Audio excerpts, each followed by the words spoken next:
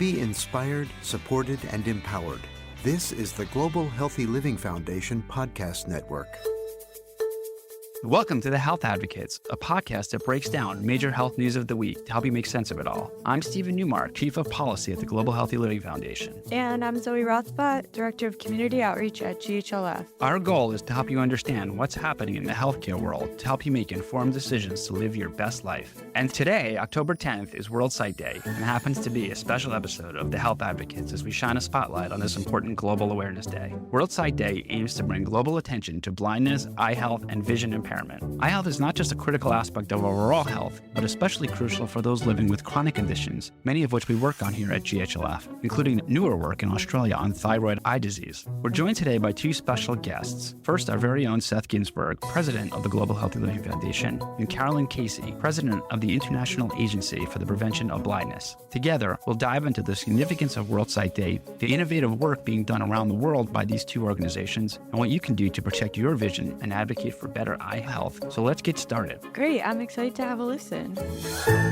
Well, thank you both for joining us. Before we dive into the questions, Caroline, can you tell us a little bit about yourself? Well, that's a real invitation to an Irish overspeaker. I am an Irish woman. I have ocular albinism. I'm registered blind, and I'm a troublemaker of a positive kind, I hope. I'm a founder of the world's biggest business partnership of 500 CEOs and brands to end disability exclusion through business. But I am also the very proud president of the International Agency for the Prevention of Blindness. Excellent. And Seth, I think most of our listeners know you very well, but to those who don't, why don't you tell us a little bit about yourself and the founding of GHLF? Hi, sure. I'm Seth Ginsberg. I'm a co-founder of the Global Healthy Living Foundation. This October 28th will be 25 years since we began originally as an online patient community, one of the first in the world for people with musculoskeletal conditions. And we realized very early on that chronic conditions never come alone. And it was best to look at the whole person and have a mission to improve access to care for people with all forms of chronic illnesses. So really glad to be doing this and so lovely to be chatting with Caroline today. Yeah, you've got two founders. That's going to be trouble for you. Two founding troublemakers. So it's good. Yeah, well, thanks for that, Seth and Caroline, and great to have you both. Caroline, let's dive right in. Would you tell us what World Sight Day is all about and why it's such a vital day on the global health calendar? Well, World Sight Day is today, so it is the 10th of October, and it's a great month. It's my birthday in October, so I love it. But what's so good about this day, it is one day and a moment to really get the attention of the entire world and focus the attention on our sight and the issue of sight and sight loss and eye health and eye care and avoidable sight loss. So everything to do with eyes, and make every person on the planet aware of their sight and the issue of sight as a socio-economic issue, as well as the health issue as an issue about potential and education. So we in the International Agency for the Prevention of Blindness, so we have over 250 members who are all working in this sector, and it's a moment for us to galvanize, to create as much conversation, attention, so that we can deliver impact for the rest of the 364 days of the year. Excellent. Thanks, Caroline. It sounds like World Sight Day's mission is really aligned with a lot of the work that we do here at GHLF to raise awareness and provide educational resources to people living with chronic disease. Seth, can you share with our listeners why eye health is a significant concern for the chronic disease community? Yeah, sure. You're right, Stephen. World Sight Day's mission is aligned with the work we do here at GHLF because it's really about awareness and engagement in our own health and well-being. At GHLF, we make sure we're working for and with people living with chronic conditions. And a key goal for us is to make sure that they're more informed and crucially more involved in their health in order to help them put themselves at the center of their own care. So patient advocacy can be a scary phrase for some folks, but at the end of the day, it really means just that, putting yourself at the center of your own care and speaking up for what can help make a difference for you and in turn for others like you.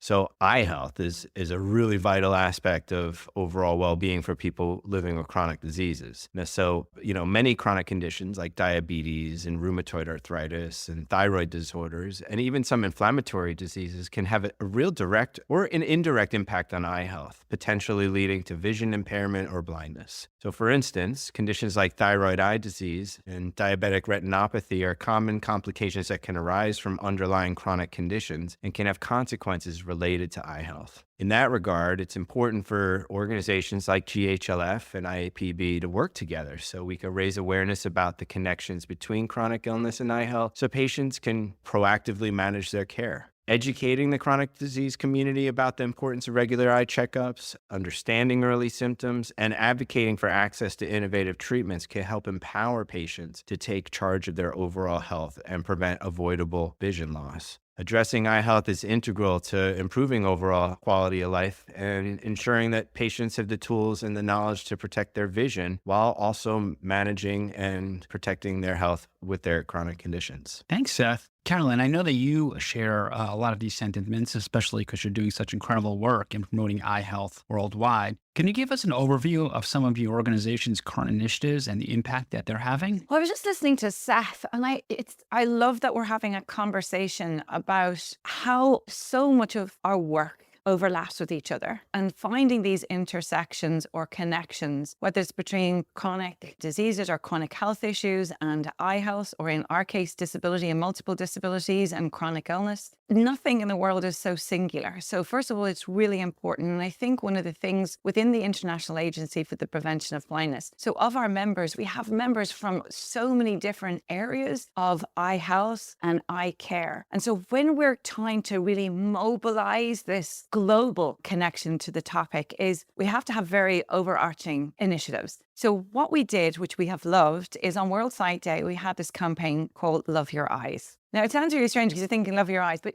if you've heard Seth say it, as humans, we take our sight for granted so much. And particularly if you have a chronic health condition, you're often dealing with that issue first, right? And you're not seeing all the other secondary issues that can happen. And so the idea is to take responsibility or to be aware about looking after your sight. So when we talk about Love Your Eyes, the whole idea is last year it was at Love Your Eyes at Work, which is trying to get our employers to get screening at your place of employment so that we can look at the health of our eyes to catch any diseases or to understand where our sight is. Do we need glasses? Do we need corrective lenses?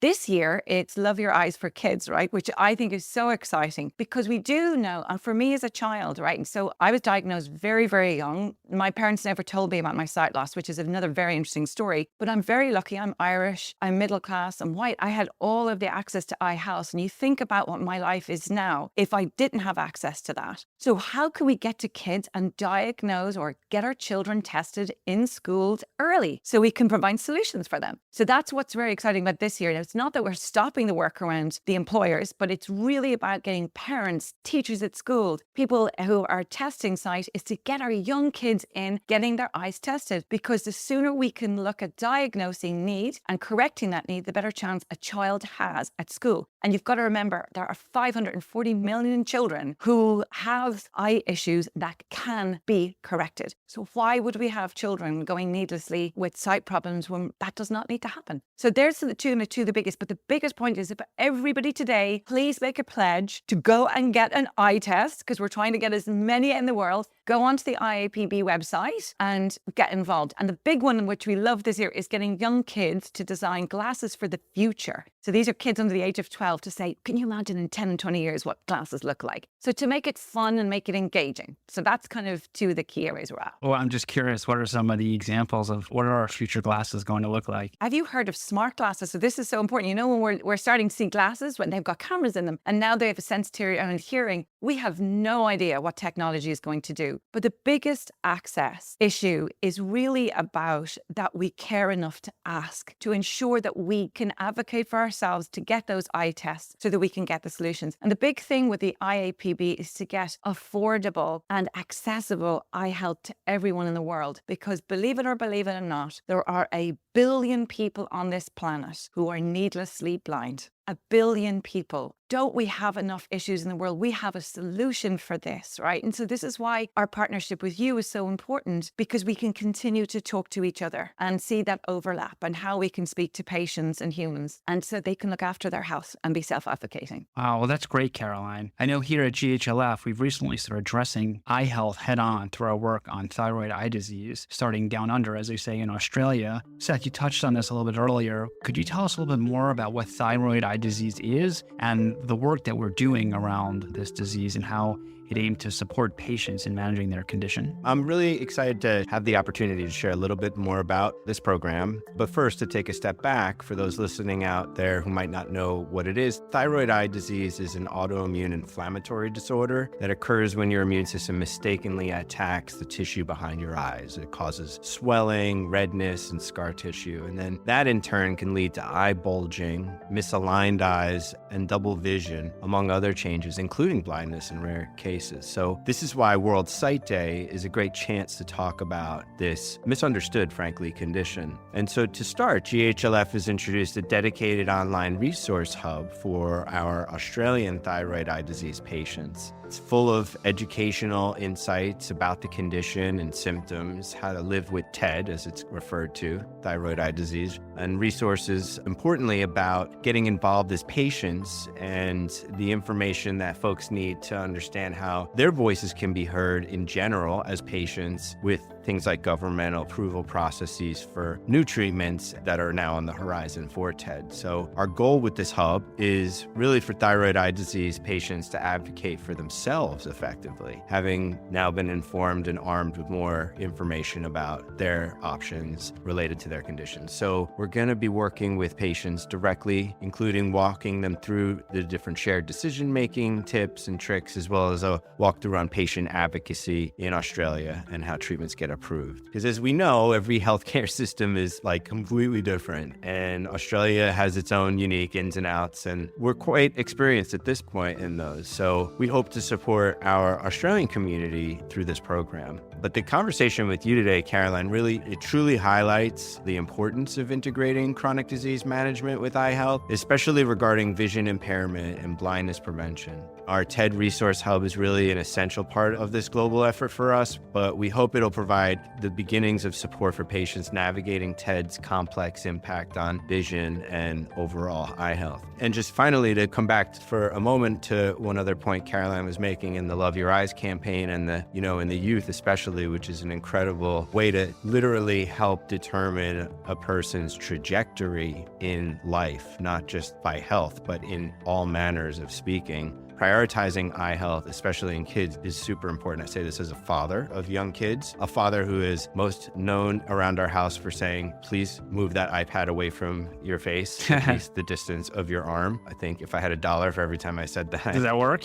I could fund the whole global campaign. But yes, I think that most importantly and very seriously, it's so commendable. And GHLF is really excited to be able to work together on raising awareness for this. But the issue, just to your point about hold that iPad away from you, can I just say I grew up in a family where I was told to sit away from the television, even the fact that I only have about a half a foot vision. But this issue that we have so many devices, it does make our eyes more vulnerable. And therefore, we absolutely need to take responsibility and to ensure that this is not something, because traditionally, eye health is not seen as something that's life-threatening. So it has not got the priority and the importance of it connecting to other issues. So when in July of 2021, we were able to get the UN resolution passed by all member states to have eye health as part of primary healthcare in every country. Okay, so everybody agrees it needs to happen, but how are we going to make it happen now? And this conversation in itself, the fact that these are two big organizations speaking to each other, it's about radical collaboration. It's not about competing with each other. At what points can we both benefit from this visibility to ensure that a human being is seen in its entirety of all the things as we go from cradle to grave in our life about our health? So I think this is why it's exciting that we're seeing so much more collaboration and intersectionality across what our work is. And that's where I get excited. Yeah. Carolyn, could you elaborate on some of the connections between chronic diseases and vision impairment and what steps individuals can take to protect their eyesight? I think when you listen to Seth talking, do you know what the biggest issue for me is? So I think diabetes, when you hear about diabetes, okay, a lot of people know that if you have diabetes too, your eyes are seriously at risk. The most important thing that we need to do is to have the confidence.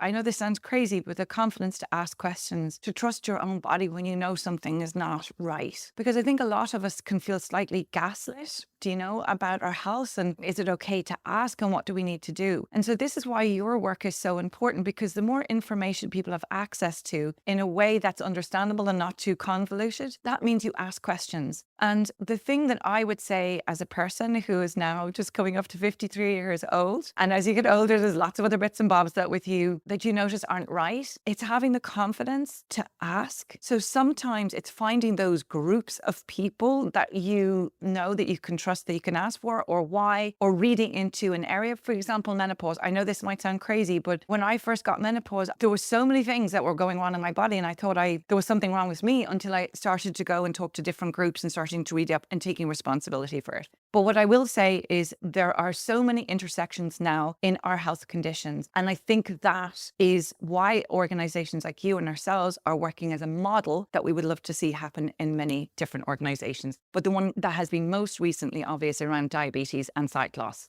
Diabetes is one of the most significant reasons for the loss of sight, particularly in the global south. Totally preventable. And totally preventable, right? Yeah. Yeah, that really makes sense. I think you make some important points that speak to how crucial it is for patients to be involved in their healthcare as much as possible. And Seth, we know that this is the core of what we do at GHLF, which is helping patients put themselves at the center of their care. In that regard, Seth, how do you advocate? How do you help patients advocate for themselves in playing a role in improving outcomes when they have chronic conditions, and how that might affect their eye health? The big question here. Like I mentioned earlier, at GHLF, our focus is on empowering patients to become active participants in their healthcare journey. And advocacy is just like a key component of that empowerment. When patients advocate for themselves, especially in areas like eye health, like we've been talking about here, it strengthens that patient-provider relationship, and it ensures that these patients' unique needs are taken into account. You got to speak up. If you don't speak up, they're not going to know. And so advocacy encourages patients to speak up about their symptoms, ask for best treatment options, and be involved in decisions regarding their care. This is particularly important for chronic conditions that affect eye health, where early intervention, like we've been talking about, can literally prevent much more severe outcomes.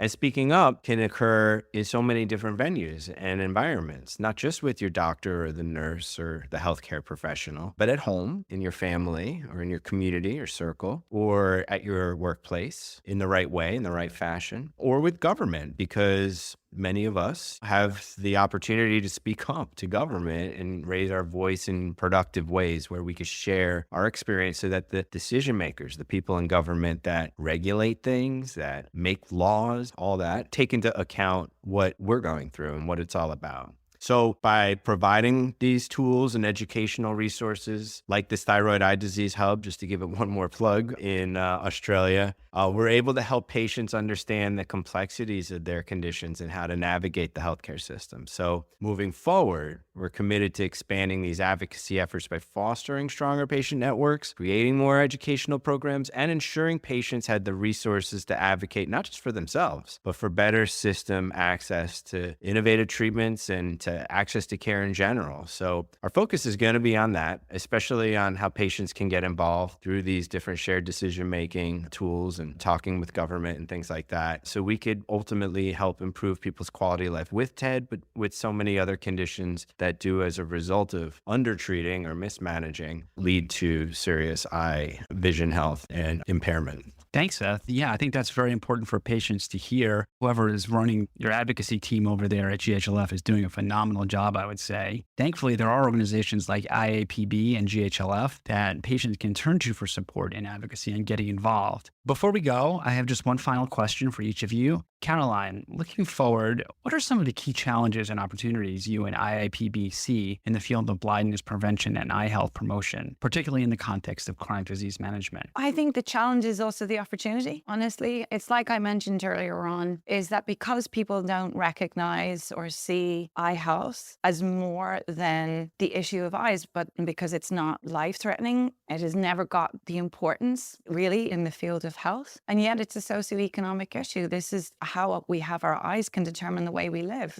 And Seth said that. And that's why early intervention and diagnosis is so important, and constantly managing our eyes all the way through our life. It's really big. So what I think the biggest opportunity we have right now is to build on what we achieved with the resolution in the UN. Okay, so we've got these member states saying, yeah, we've got to ensure that eye health care is part of our primary systems. And Seth was talking about the governments. Yes, governments.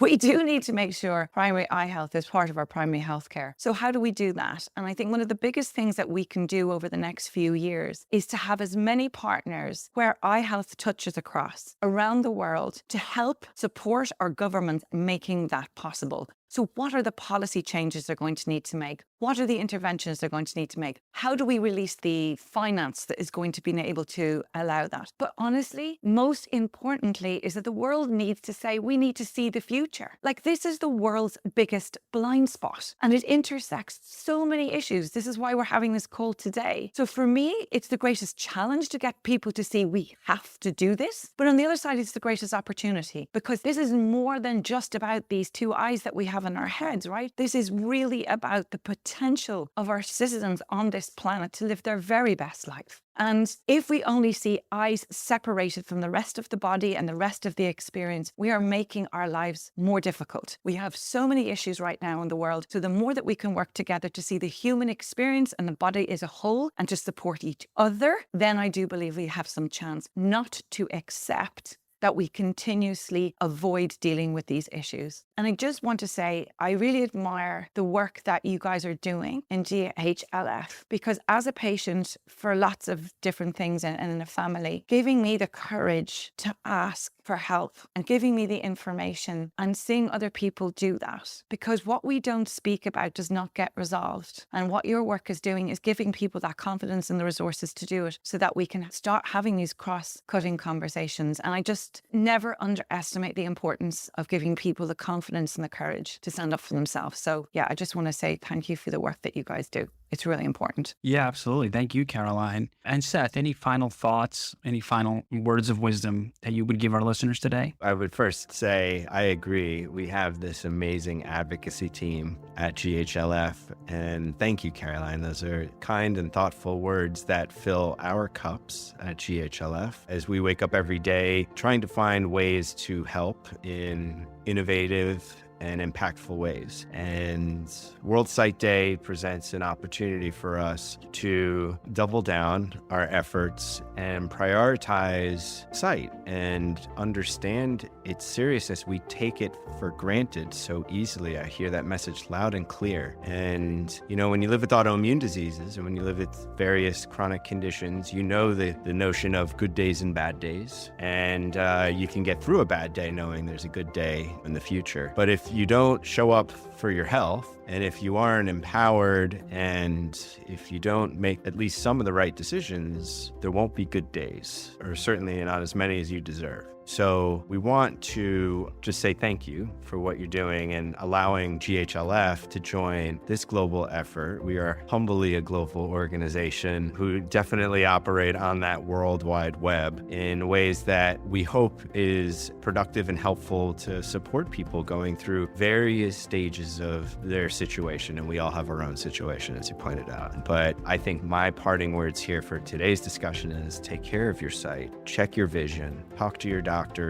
and others about your sight and vision, and recognize that it's the portal into the rest of your health, potentially, and something that we have to take very seriously. Today, World Sight Day, but every day. So I just appreciate this opportunity, and thank you for allowing us to be involved in it and for raising awareness on key topics like youth vision, as well as things like thyroid eye disease and other autoimmune conditions. And also get your eyes checked, everyone. Do it. Get your eyes checked and pledge. Put it onto the website today, because we're going to have to get as many commitments to make sure this is one of the biggest World Sight Days ever. Well, thank you, Seth and Caroline, for joining us today and sharing such valuable insights. I know I've learned a lot, but one thing that stuck out is that eye health is deeply connected to overall health, especially for those living with chronic conditions, and it's important for organizations like ours and IAPB to work together to bring even more awareness to days like World Sight Day and important issues like blindness and visual impairment prevention and eye health. So thank you. Thank you both so much. It was an absolute pleasure, and happy World Sight Day. Thanks again, Stephen and Zoe. Appreciate it.